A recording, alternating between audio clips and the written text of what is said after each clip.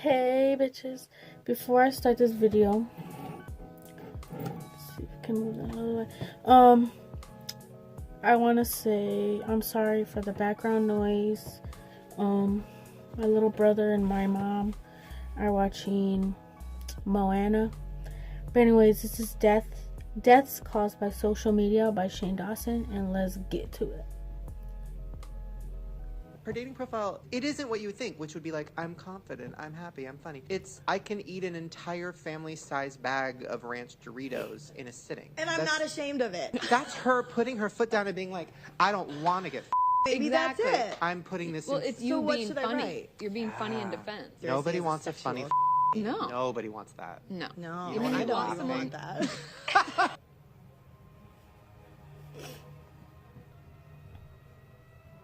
Hey, what's up you guys? Yes, today we're going to be doing another creepy video. And in today's video we're going to be talking about deaths that have been caused by social media. So in the last 10 years, social media has taken over. And it's done a lot of good. I mean, it's connected people. It's made it so you could keep up with somebody you went to high school with. It's made it so you could find people that are into the same things as you and become friends with them. But there's also a darker side. In a study that was conducted at Carnegie Mellon University last year, at least 127 people have been killed taking selfies since 2014. And that's not the only way that people have died because of social media. I mean, there has been online beefs that have led to murder, and there has been people trying to do crazy, wacky things on Instagram that have led to their death. And today we're going to be talking about a few of the most intense ones. I'm warning you, some of these are graphic, but a lot of these are cautionary tales as to how you can avoid death by social media. Okay, so first we're going to be talking about a death that was caused by something called hashtag rooftopping. So rooftopping is a trend that started in Russia and has since spread worldwide. It's where people find illegal ways to get to the top of very tall buildings and take a risky photo. They're usually hanging off the building with one hand, balancing on a beam, or even doing some kind of aerobic trick at the edge of the building.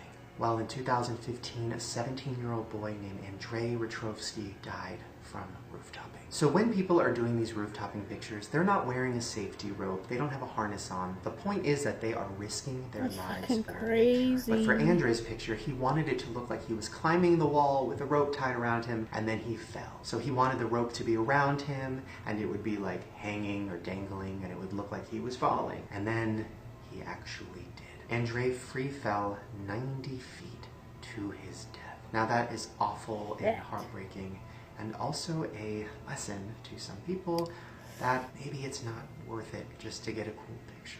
Now here's the creepiest part of this whole thing. His Instagram account is still live today, and the last picture that he posted was a picture of the ropes that he was going to use in his rooftopping picture. Oh shit.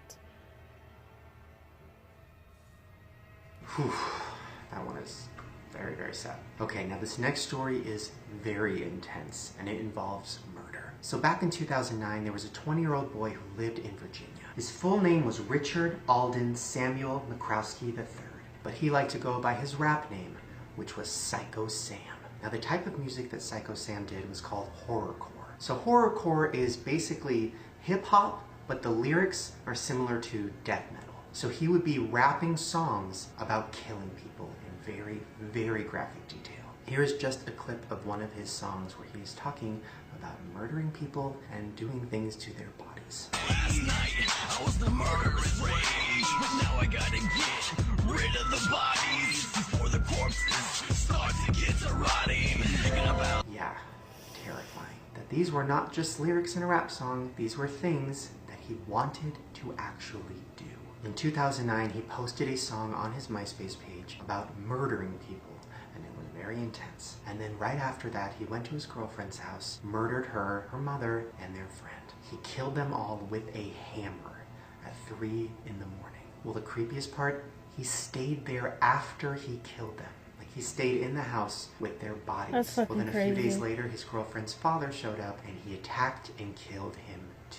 Psycho Sam left the house and went right to the airport because he wanted to flee the state, but the police found him and arrested him there. Now, MySpace removed all his songs because they were too disturbing and now evidence, but some of his songs are still out there floating around, and when you listen to them, they are just disturbing.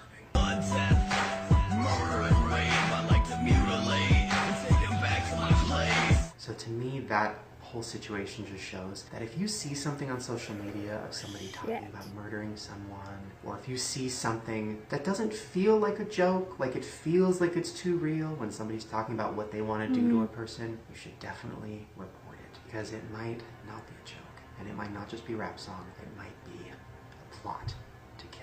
Okay, so this next death involves a song as well, not a rap song, actually a happy song. This is a death that was caused by posting on Facebook while they were driving. So back in 2014 in North Carolina, a woman had a head-on collision with a dump truck. Her tiny car was completely smashed in. The driver was 32 years old and her name was Courtney Ann Sanford, and she died. Now the police looked into this crash because they wanted to know how it happened, and they went to her Facebook and they saw that she had just posted. At 8:33 a.m. she posted, "The happy song makes me so happy." And then at 8:34 a.m., she died. The police also took her phone and looked at it and found that she had been taking selfies as well. Now this is something that a lot of us are guilty of. I mean, I still do it. I'll be at a red light, so I'll check my text messages, or I'll Snapchat. Sometimes I'll even do it while I'm actually driving and not stopped. It's this feeling we have that we're invincible, that it's not going to happen to us. Well, this just proves that it can. So from this day forward, I am going to try to always have my phone down when I'm driving. Crazy. And you guys, please call me on it. If I am Snapchatting or Instagram storying or doing anything while I'm driving, fucking call me on it, because it could save my life. Okay, so this next story is very sad because it's just about a few girls who were trying to get a picture in front of a cool mountain, and they had no idea how dangerous that was. Rachel Louise DeJong was 21 years old when her and a few of her friends went to visit the Waikato River. They found a huge rock in the middle of what seemed like a shallow river, so they climbed to the top of it. Once they were on the top of the rock, they took out their selfie stick because they thought that that would be a beautiful picture, and then something awful happened. They had no idea that 4 times a day, floodgates are open from a water plant upstream called Mercury Energy. The Waikato River is not just a river, it's also a dam. So as the water started rushing in, the level started to rise, and the water was coming so fast that they started to get washed away. Now a man saw this happening, so he got a rope and he tried to help the girls. He threw it to them, they all grabbed onto it, but one of them did not make it. Rachel was washed away, and her body was found in the river later that night. Now supposedly before the dams opened and all the water came rushing in, there was a siren, and that goes for about 5 minutes before they let the water in. But they were tourists, and they didn't know what it was. They didn't assume that that siren was for the river that they were in, and that's what makes it even more sad. The floodgates of the Atatiatia Hydro Dam open several times a day. It takes just minutes for the narrow gorge to fill with surging rapids. Signs along the walking track to the waterhole warn of its dangers. Okay, so this last death we're going to talk about involves Snapchat, and there is a video I'm going to show. It's not too graphic, but it definitely is very, very eerie because it is the moment before the person died. So earlier this year, a 17-year-old boy named Jonathan Chow was hanging out in a shopping mall with his friend Ruth. So they were just bored and walking around, and they thought, ooh, what if we do something fun and dumb for Snapchat? So they came up with an idea. They were on the 4th floor of the mall, and there was a glass railing next to them. Well, on the other side of the railing, there was what looked to be concrete. Well, Jonathan thought it might be fun if Ruth Snapchatted him while he jumped over the railing, because you're not supposed to do that, and, you know, jumped onto the concrete. Just something kind of silly and dumb. He looked at Ruth and said, "Help me take a Snapchat video and I'll jump." And those were his last words. When he jumped onto what he thought was concrete, he fell right through it and fell 4 stories to his death. Now, they thought this was a concrete floor, and it wasn't. It was actually very thin, and it was just for decoration. Now, this whole situation was captured on the security cameras at the mall, and I have the clip right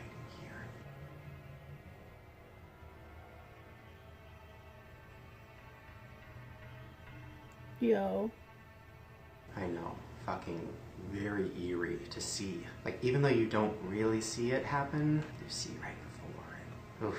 Now, I think what we can take out of this as a lesson is if you see somebody or one of your friends is trying to impress somebody by doing, you know, a stunt or something that could potentially be dangerous, please stop them from doing it. Tell them it's not worth it. Think of this situation. Because Ruth, the girl that was with him, told the police this: "We both thought the ledge was made of concrete, but when he jumped, he fell right through. I knew it was dangerous, but before I could stop him, he had already jumped over. I swear I wanted to jump over too, but I knew it was too late. Whew, that's awful. Well, there you guys go. Those are just a few deaths that occurred because of social media, and hopefully we're learning some lessons today. If you see something sketchy or something that looks like a threat, always report it. Don't text and drive. Don't post Facebook pictures and drive. Don't do anything too risky for a picture. It is not worth it. And in general, just keep your eyes and ears out. Don't always just be staring at your phone. Alright you guys, before I go, I just once again want to say I mean no disrespect to any of the people or the family members of the people that we talked about. I'm just fascinated by this kind of stuff, and I hope it is not offensive to any of you. Alright you guys, if you want more dark videos like this, please give me a thumbs up so I know. And make sure to subscribe to my channel right down below and hit the notification bell because I make new videos every day. Alright you guys, be safe. Bye. Alright, second class menu, boiled hominy. Me when I have a girl group that's rivaling Fifth Harmony. Oh, y'all think you bad? Just watch out for boiled hominy. We all look like eggs. That shit's so fucking sad though, but yeah, like, don't do this type of stuff. Like, if you wanna, like, do something, you wanna do that because you think it's cool. Like, for example, when these people were taking that picture, like hanging off of a building, like, no, like, don't do that, because that, you're just risking your life, you know, like, just to get a picture out of it. Or I knew people that, I'm not gonna mention his name, but it was back when they were doing